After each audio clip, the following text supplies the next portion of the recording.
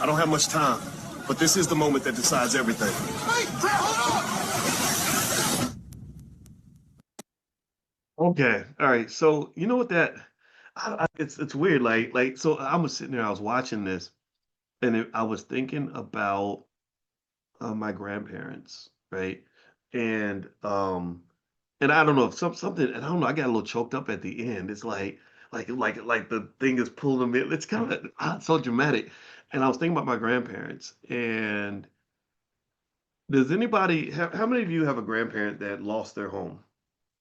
Like maybe due to predatory lending, or maybe somebody sold an asset because they were dealing with a temporary financial problem, or somebody died and nobody took the time to make a will or a trust. And so you didn't just lose money, you lost relationships because of it. Like you have siblings that haven't spoken to each other in 10 or 15 years because of it, right? Like I thought about that. I thought about I was thinking about just like I think my grandparents got married in the 1940s, early 1950s.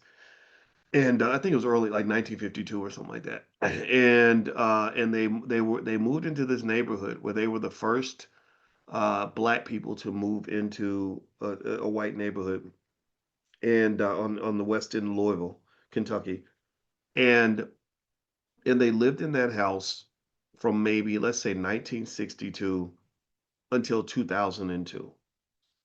A lot of equity got built. The neighborhood changed, of course, like a lot of neighborhoods. It became a black neighborhood over time, and now, unfortunately, the neighborhood's gotten pretty bad, but now it's being gentrified.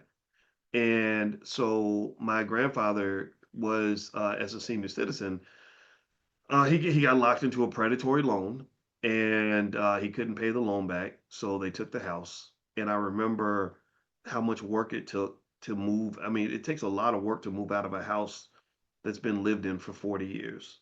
Just going through the basement and all the stuff that's in there, just all the not just the memories, but just that the house is almost like a living soul. You know what I mean? Like it's just infused with the DNA of a thousand Christmases and a thousand heartbreaks and childbirths and everything that happened over those years. Multiple generations came up in that house, and here we were having to pack it all up and move out because of something that happened with a bank loan.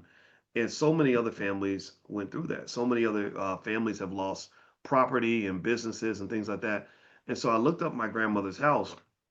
I'm intrigued with both of my grandmother's houses because my other grandmother on my mother's side, the one who's the Panther that you see, Felicia, her house.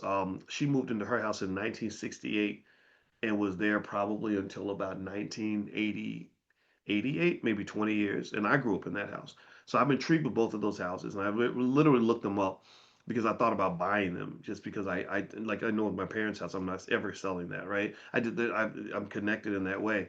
And I saw my grandmother's house on my father's side. And basically this company came along and gentrified it, and it looked completely different from what it looked like all those years. And so there was almost like the soul of the house was gone. It was just this clean little house that had where everything was nice and neat and different because they'd gone through and just kind of gutted it and changed everything. And so people would move in the house. They don't know how deep and rich the soul and the memories of that house actually are. And I think that they probably increased the value of the home maybe to double what it was when we had to move my grandparents out. So this happens, thousands of times across the country, and to the tune of trillions and trillions of dollars in lost black wealth.